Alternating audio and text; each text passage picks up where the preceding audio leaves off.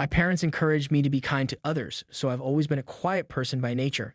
I consequently rarely became upset with others and occasionally even disadvantaged myself. However, I operate under the tenet that actions should be taken for the benefit of others. You should express your emotions more. My friends would sometimes reprimand me, but I always put the needs of others before my own since I enjoyed seeing people smile.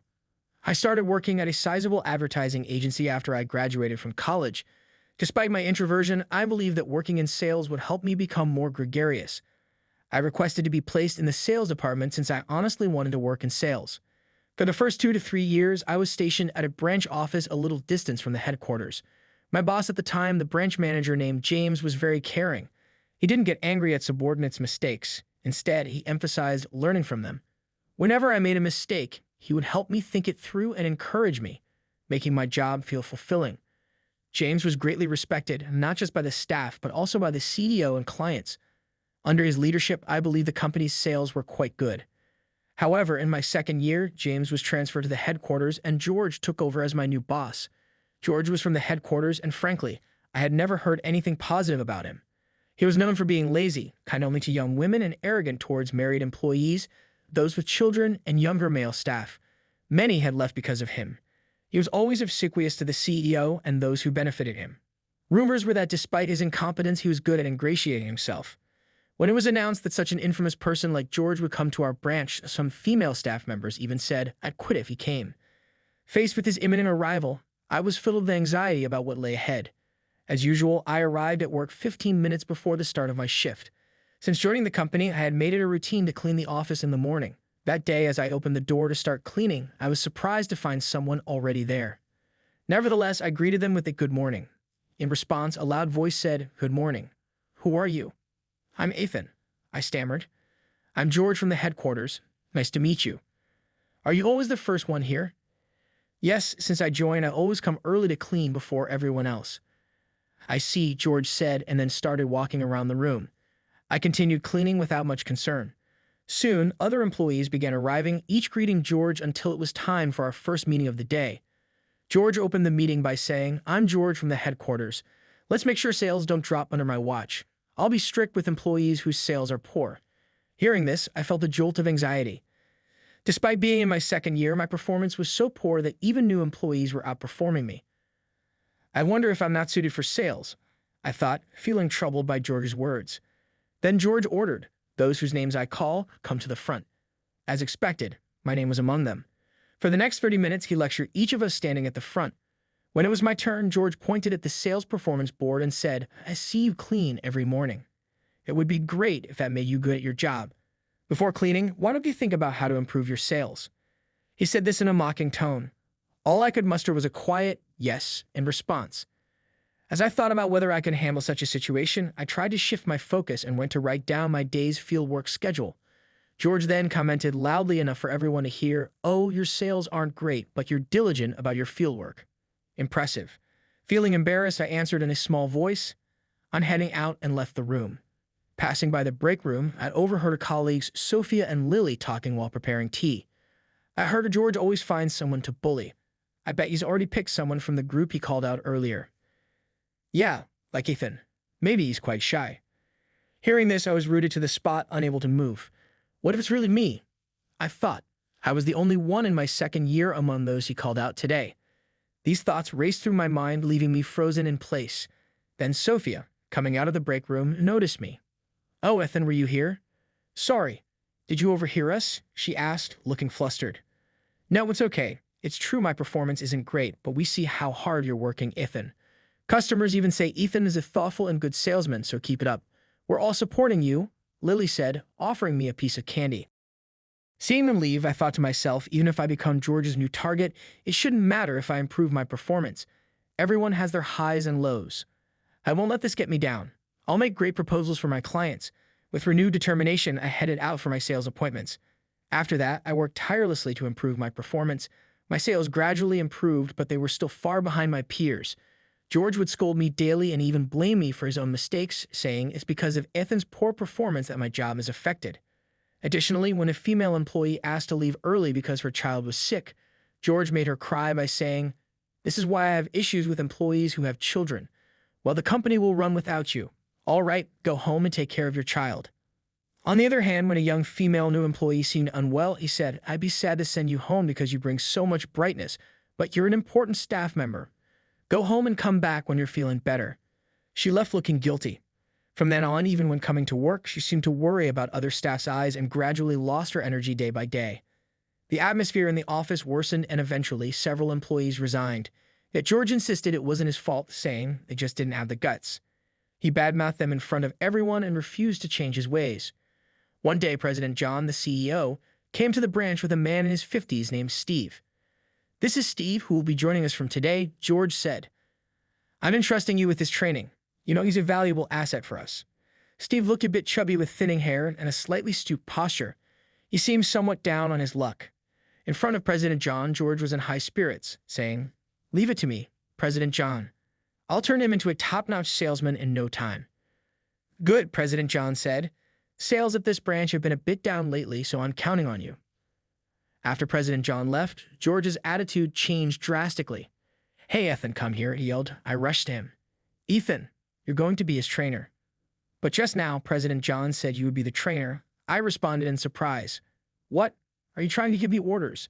George snapped. I'm swamped with other work. Besides, how can this old guy be of any use?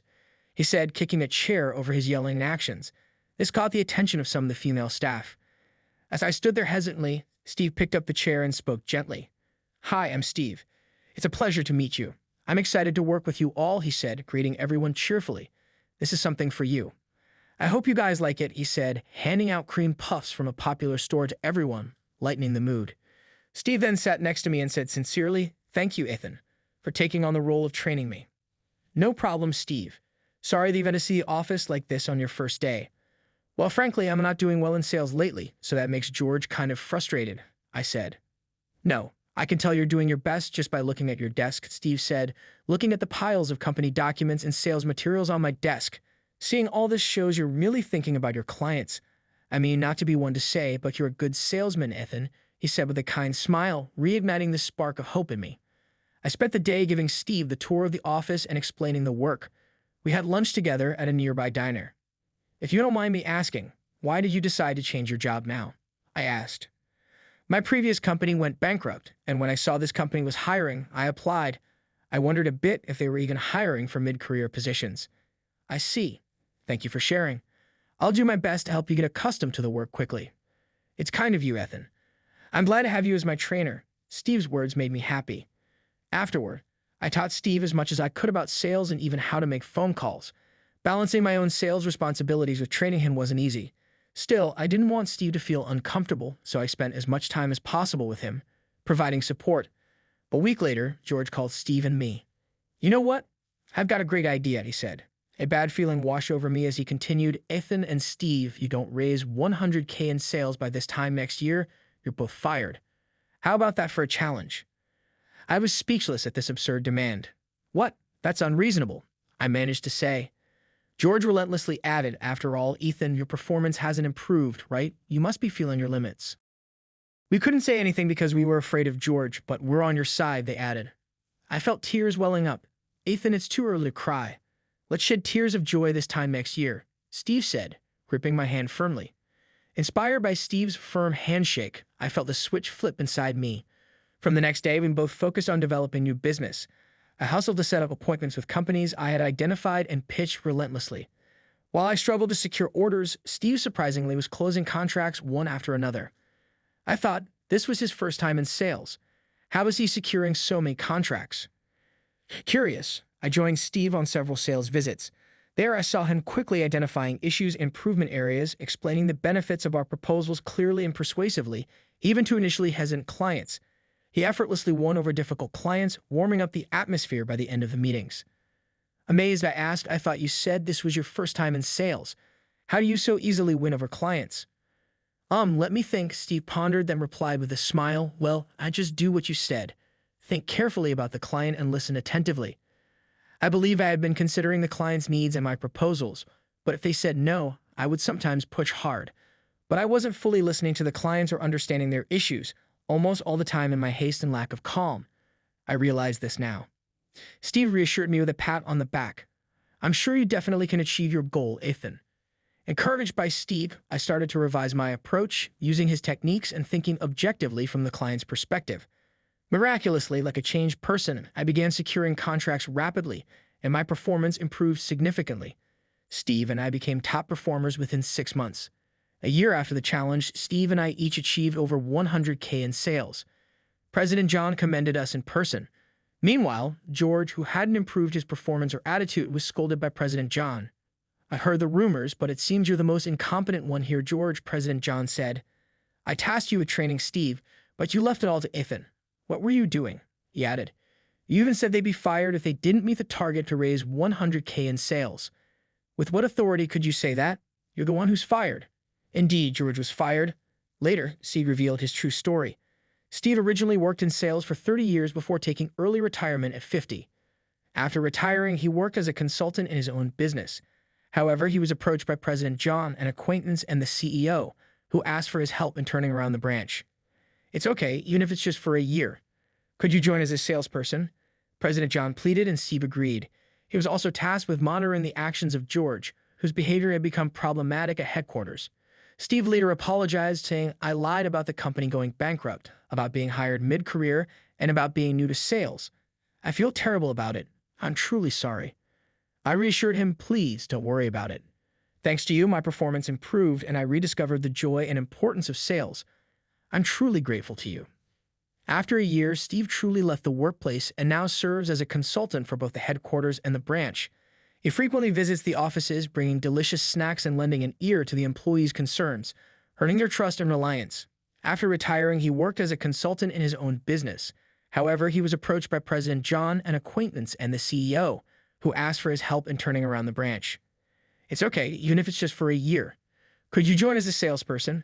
President John pleaded, and Steve agreed. He was also tasked with monitoring the actions of George, whose behavior had become problematic at headquarters. Steve later apologized, saying, "I lied about the company going bankrupt, about being hired mid-career, and about being new to sales. I feel terrible about it. I'm truly sorry."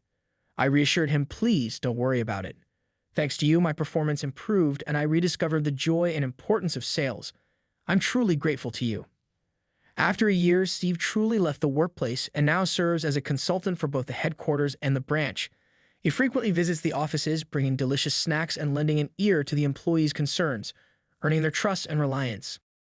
I have continued to perform at the top of sales ever since, and I was even given the opportunity to move to headquarters, but I decided to stay at the branch with my coworkers who supported me through difficult times.